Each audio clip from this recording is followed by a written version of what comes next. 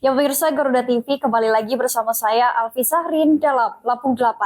Sejumlah informasi telah kami rangkai dan siap kami sajikan untuk Anda. Inilah Lampung 8 selengkapnya.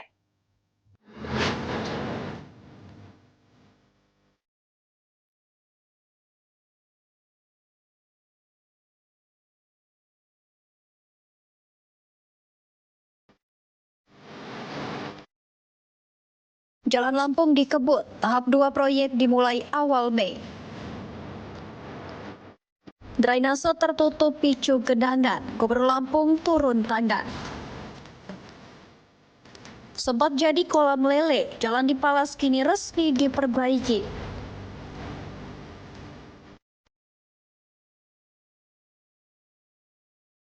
Dawam Raharjo jadi saksi, bantah terima dana 3 miliar rupiah.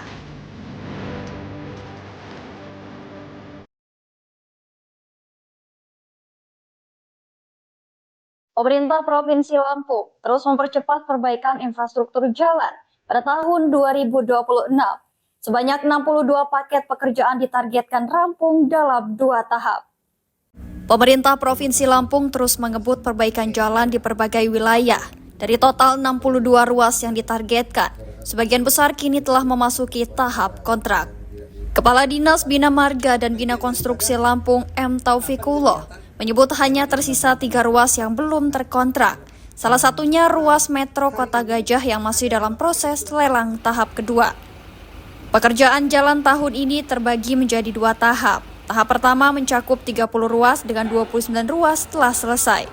Sedangkan tahap kedua mencakup 26 ruas dan ditargetkan mulai kontrak pada awal Mei 2026. Salah satu proyek yang sudah berjalan adalah ruas Metro Wates panjang 12 km. Perbaikan difokuskan pada titik kerusakan dengan peningkatan badan jalan, drainase, serta pelebaran dari 5 menjadi 8 meter. Sementara itu ruas Metro Kota Gajah akan ditangani pada tahap kedua. Perbaikan akan difokuskan pada betonisasi di titik kerusakan parah. Selain ruas jalan, Pemprov juga menyiapkan paket non-ruas, diantaranya akses menuju TPI Lempasi, kawasan kehutanan, serta infrastruktur di Kota Baru. Dari 8 ruas yang dikerjakan tahun ini, 5-nya sudah kontrak, tinggal 3 lagi lah yang masih belum, termasuk yang Punggur itu, Metro Kota Gajah itu masih dalam lelang, masih belum kontrak kita. Mungkin Pak Gub berkenan itu melihat karena kemarin banyak masyarakat minta janji bahwa ini habis lebaran katanya sudah ini, tapi karena masalah lelangnya ini bukan karena seharusnya lelangnya sudah selesai kan begitu, tapi ini masuk tahap 2 jadi memang belum selesai. Namun demikian Pak Gub ingin ke sana memastikan bahwa itu akan dikerjakan sama teman-teman sementara dulu sama teman-teman PTB biar jangan masyarakat banyak melihat, kita tutup dulu. Nanti setelah itu baru kalau setelah selesai kontrak baru nanti fisiknya kita kerjakan. Itu kalau yang di Punggur. Yang di hari ini kita nama ruasnya Metro Wates, ada 12 km ya, kira-kira kerusakannya itu sekitar 2,5 km. Tahun ini kita selesaikan di 1,3. Pemerintah Provinsi Lampung berharap seluruh proses lelang dan pekerjaan dapat berjalan lancar, sehingga manfaatnya segera dirasakan oleh masyarakat. Dari Bandar Lampung, Elta Metia, Garuda TV melaporkan. Pemirsa, Gubernur Lampung Rahmat Mirzani Jausal menyoroti kondisi drainase tertutup di ruas Jalan Patimura, jalur Metro Kota Gajah. Kondisi ini memicu genangan air dan berpotensi mengancam permukiman warga.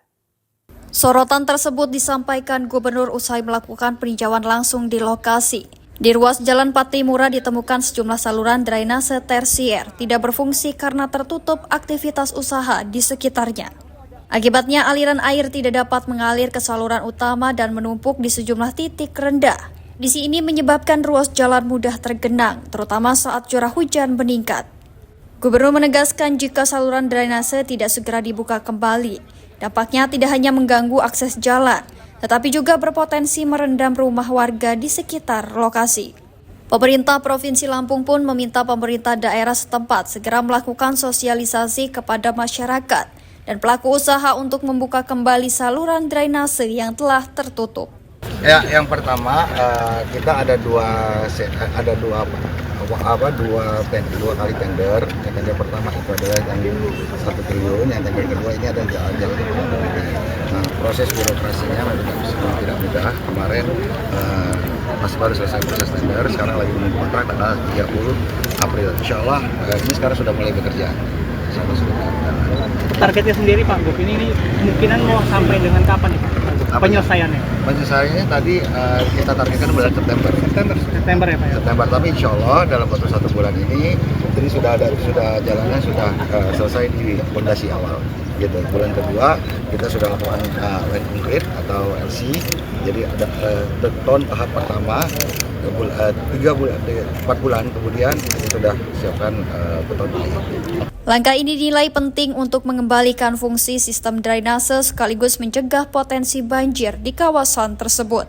Pemerintah berharap penanganan cepat dapat meminimalkan dampak genangan, terutama saat musim hujan. Dari Metro Eltametia, Garuda TV melaporkan. Ya pemirsa, DPRD Provinsi Lampung menyebut ruas jalan Bekri Metro di Lampung Tengah sebagai akses vital distribusi hasil pertanian dan mobilitas masyarakat. Anggota DPRD Provinsi Lampung Daerah Pemilihan 7 yakni Abdullah Surajaya menegaskan ruas jalan Bekri Metro memiliki peran strategis dalam mendukung distribusi hasil pertanian di wilayah Lampung Tengah. Ruas jalan ini memiliki panjang total sekitar 13 km dengan tahap awal pembangunan sepanjang 1,3 km. Jalan tersebut menjadi penghubung sejumlah wilayah diantaranya Gunung Sugi, Wates, Padang Ratu hingga Bangunrejo. Keberadaan akses ini dinilai mempermudah mobilitas masyarakat, termasuk dalam mendistribusikan hasil pertanian seperti jagung dan padi. Nah, ini dijadikan pusat transportasi, jadi dari Gunung Sugi, dari Wates, dari Padang Ratu, dari Bangunrejo, pasti melalui sini. Lintas lah ya. Untuk mengangkut alat pertanian, untuk perdagangan, macam-macam. Pembangunan ruas Bekri Metro juga merupakan bagian dari program Lampung Mulus, serta hasil pengawasan DPRD terhadap realisasi pembangunan infrastruktur di daerah. DPRD berharap proyek ini dapat meningkatkan konektivitas wilayah sekaligus mendorong pertumbuhan ekonomi masyarakat, khususnya di sektor pertanian. Dari Lampung Tengah, Eltametia, Garuda TV melaporkan. Ya pemirsa, Bupati Lampung Selatan Radityo Egi Pratama meresmikan jalan rabat beton di Kecamatan Palas, Lampung Selatan. Jalan sepanjang 8 km ini sebelumnya sempat viral karena dijadikan kolam lele oleh warga. Ruas jalan Bumi Daya, Bumi Restu dan Terima Mukti saya resmikan.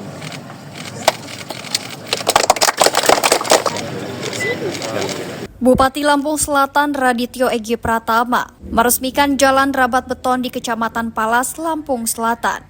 Peresmian ditandai dengan pemotongan pita dan penandatanganan prasasti. Sebelumnya jalan ini menjadi sorotan publik pada April tahun lalu.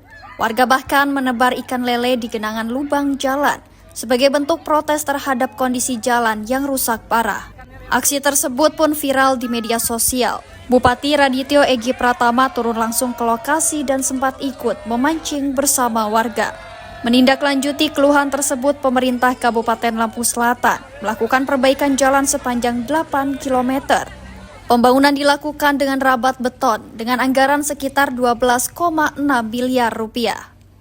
Untuk menjaga ketahanan jalan, pemerintah juga berencana membangun gapura guna membatasi kendaraan berat melintas di jalur tersebut. Ya alhamdulillah tadi sebenarnya saya mau bawa kancing di sini, cuman ternyata kolamnya udah nggak ada, tinggal aku lagi alat kancing. Kemarin itu kita habis kurang lebih 12,655, jadi 12 miliar 655 juta dengan panjang ruas kurang lebih 8 km. Dan harapannya tentu ini bisa dimanfaatkan untuk hal-hal yang positif dan produktif pada masyarakat. Jadi atas inisiatif dari para kepala desa dan camat, mereka membangun gapura. Pemerintah Kabupaten Lampung Selatan berharap jalan yang telah diresmikan ini dapat meningkatkan aktivitas ekonomi serta mobilitas warga di Kecamatan Palas. Dari Lampung Selatan, Hari Adriansyah, Garuda TV melaporkan.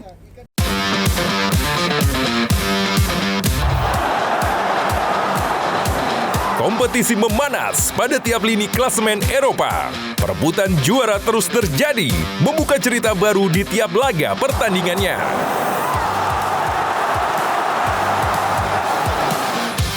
Ikuti selengkapnya dari fakta pertandingan hingga cerita inspiratif para pemain. Kick and Rush, hanya di Garuda TV.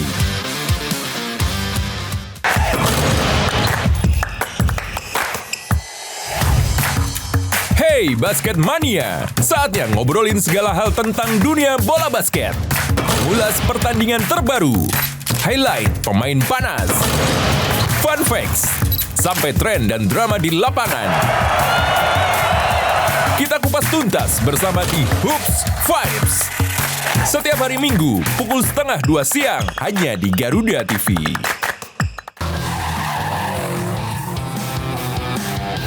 Temukan semua hal menarik tentang otomotif di sini. Pembalap harus mencetak catatan waktu tercepat. Dari inovasi terkini hingga aksi seru di arena balap, kami hadirkan. Informasi lengkap dari nasional hingga internasional. Saksikan Otomotive hanya di Garuda TV.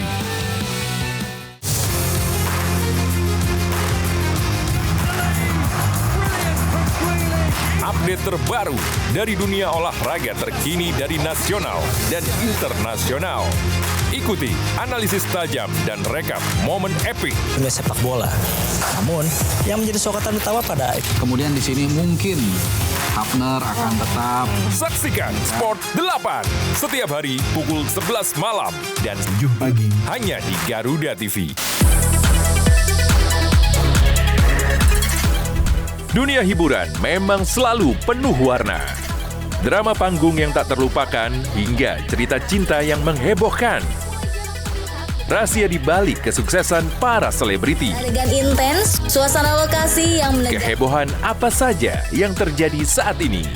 Saksikan Gosip Panas Selebriti. Hanya di Garuda TV.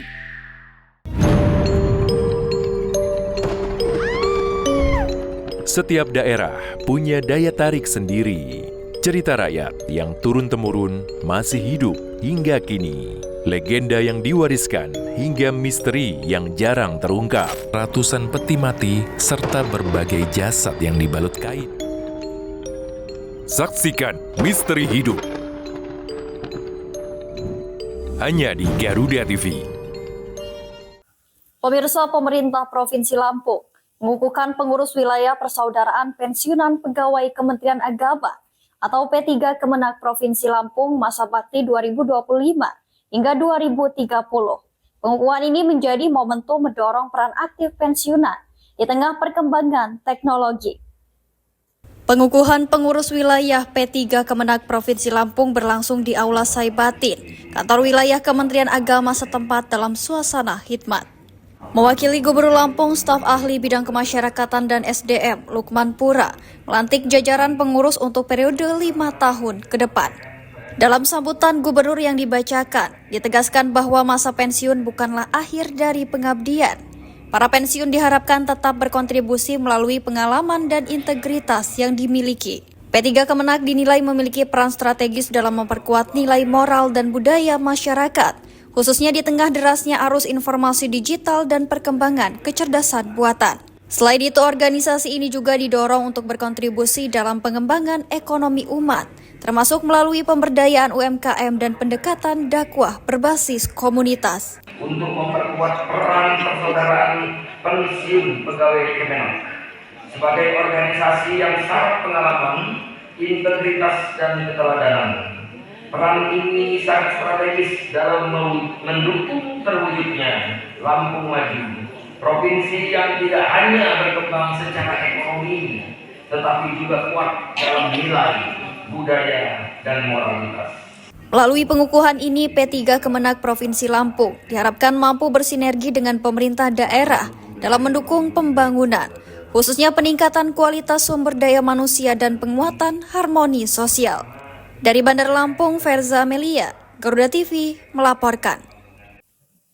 Sementara itu, peringatan Hari Ulang Tahun ke-13 Kabupaten Pesisir Barat menjadi momentum evaluasi pembangunan daerah.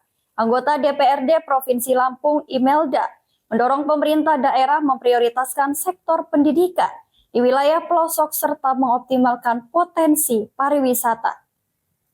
Memperingati Hari Jadi Kabupaten Pesisir Barat yang ke-13, anggota DPRD Provinsi Lampung dari fraksi PAN, Imelda, memberikan sejumlah catatan penting bagi arah pembangunan ke depan. Sebagai putri daerah asli Pesisir Barat, Imelda berharap adanya kemajuan signifikan di berbagai sektor, khususnya pendidikan. Ia menekankan pentingnya pemerataan fasilitas dan kenyamanan belajar bagi siswa di wilayah terpencil. Sejumlah daerah pelosok seperti Waiharu dan wilayah terluar lainnya dinilai masih membutuhkan perhatian serius dari pemerintah daerah. Kalau misalnya untuk kedepannya banyak ya, dari semua dinas itu sebenarnya kita pribadi nih, selain memang dewan, terus pribadi memang aku kan asli dari putri pribumi dari Pesibar, ya kan, banyak harapan-harapan kedepannya, khususnya untuk Pesibar sendiri. Itu dari semua aspek itu berharap ada kemajuan-kemajuan walaupun sedikit-sedikit ya, bertahap gitu loh.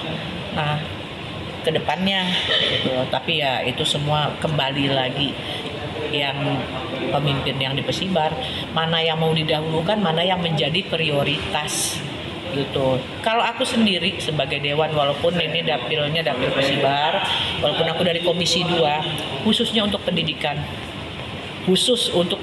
aku berharap banyak, karena gimana pun juga itu terkait dengan generasi-generasi yang akan datang, generasi-generasi penerus yang akan datang. Selain pendidikan, sektor pariwisata yang menjadi ikon Pesisir Barat juga menjadi sorotan. Meski telah dikenal hingga mancanegara melalui olahraga selancar, potensi wisata dinilai belum tergarap maksimal. Kendala anggaran dan efisiensi disebut menjadi salah satu faktor yang menghambat pengembangan sektor tersebut. Imelda menambahkan sektor pariwisata seharusnya mampu memberikan kontribusi besar terhadap pendapatan asli daerah jika dikelola secara fokus dan berkelanjutan. Dari Bandar Lampung, Ferza Amelia, Garuda TV melaporkan. Rencana pengembangan unit usaha kendaraan listrik di Provinsi Lampung mendapat dukungan dari DPRD. Program ini dinilai tak hanya menjawab tantangan ekonomi global, namun juga berpotensi membuka lapangan kerja baru. Anggota Komisi 4 DPRD Provinsi Lampung, Budi Yuhanda, menyebut pengembangan kendaraan listrik merupakan langkah terobosan yang perlu didukung. Meski informasi terkait program tersebut masih dalam tahap awal dan belum terperinci secara menyeluruh, namun ia menilai arah kebijakan ini sudah tepat. Menurutnya, kendaraan listrik menjadi salah satu solusi di tengah ketidakpastian harga dan tekanan ekonomi global. Selain lebih ramah lingkungan, penggunaan juga dinilai lebih efisien dari sisi biaya operasional.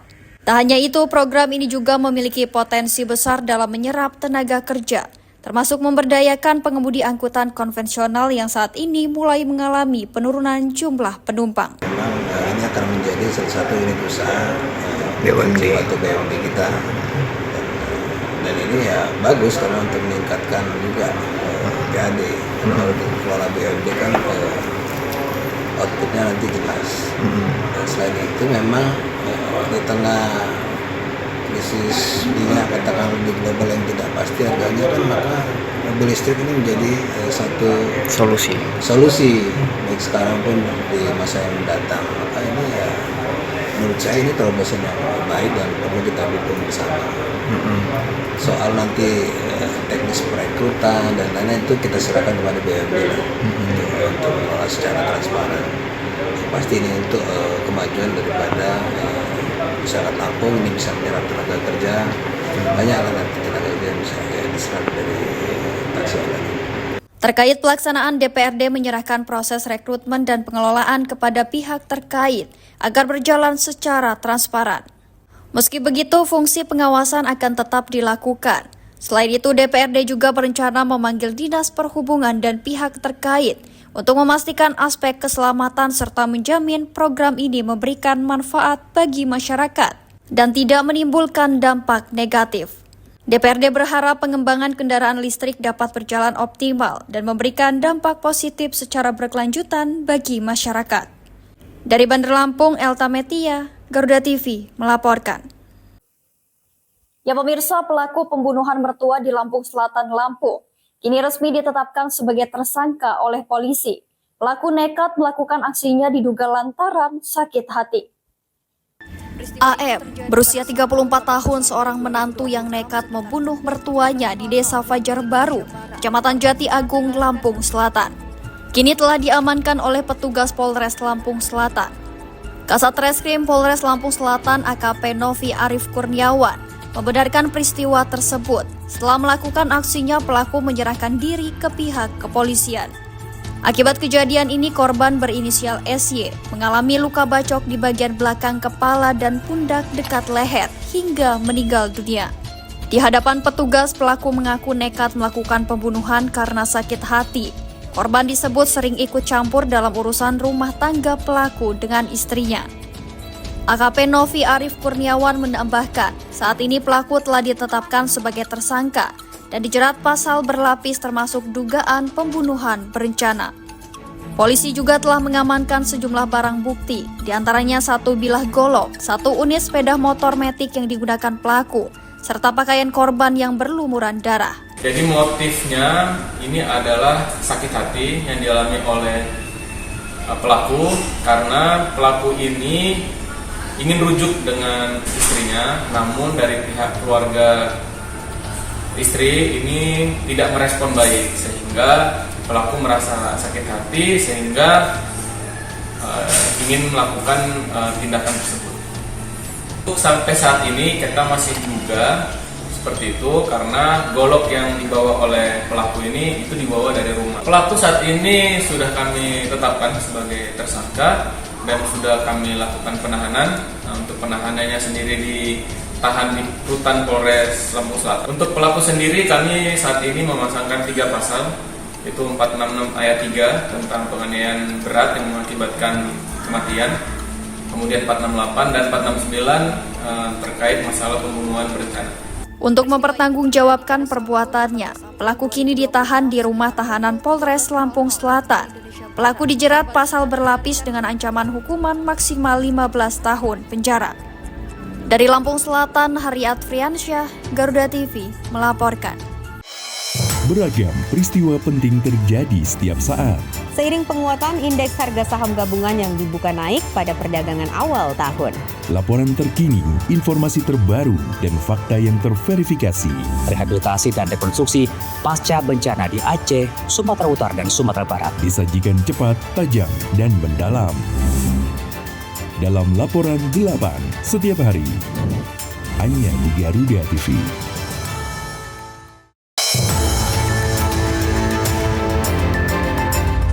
Yang pertama dan paling hangat, informasi yang menemani Anda memulai ragam aktivitas. Dan alhamdulillah sekarang sudah bisa kita lepas. Besok pagi akan dilakukan pemeriksaan medis. Jadikan pagi Anda lebih berarti dengan kabar terkini.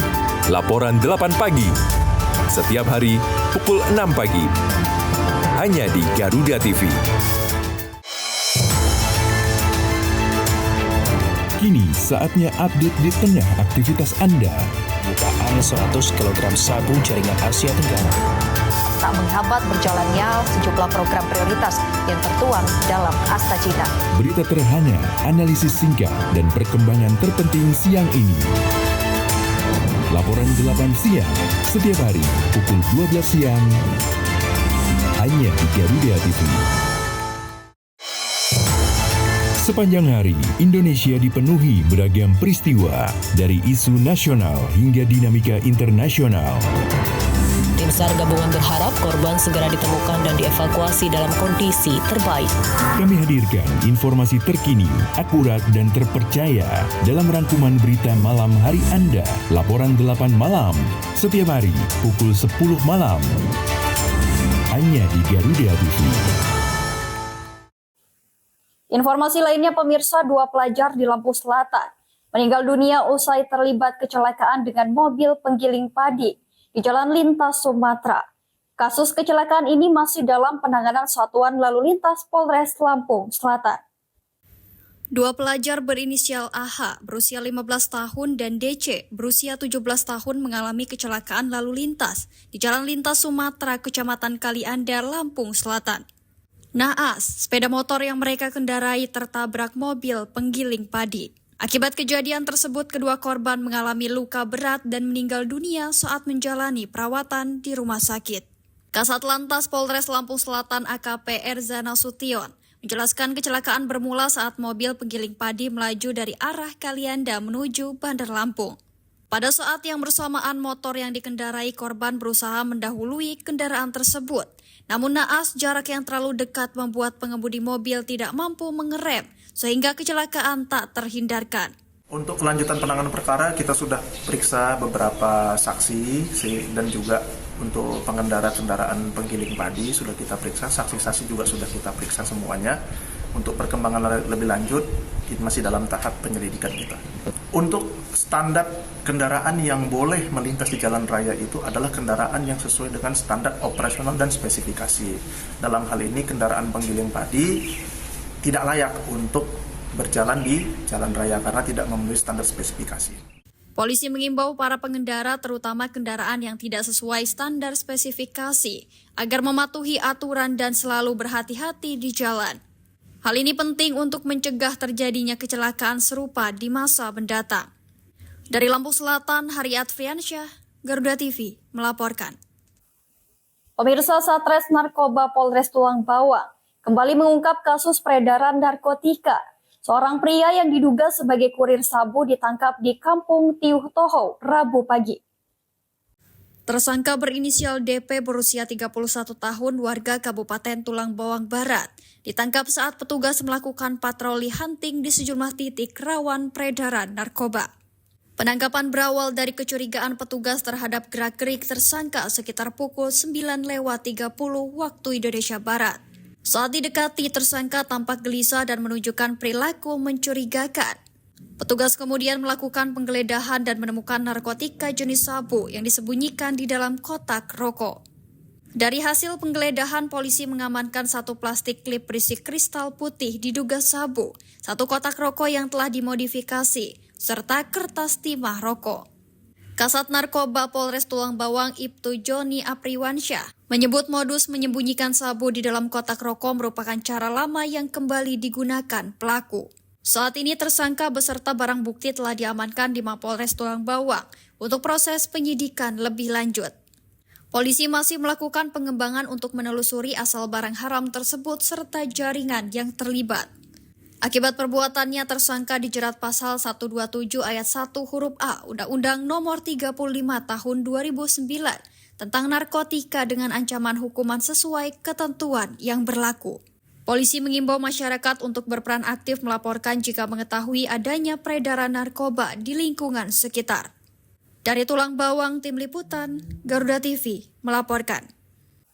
Seorang kakek berusia 60 tahun di Kabupaten Lampung Tengah ditangkap polisi usai diduga mencabuli bocah perempuan berusia 7 tahun. Pelaku melancarkan aksi bejatnya berkali-kali di sebuah kandang kambing dengan modus iming-iming uang jajan.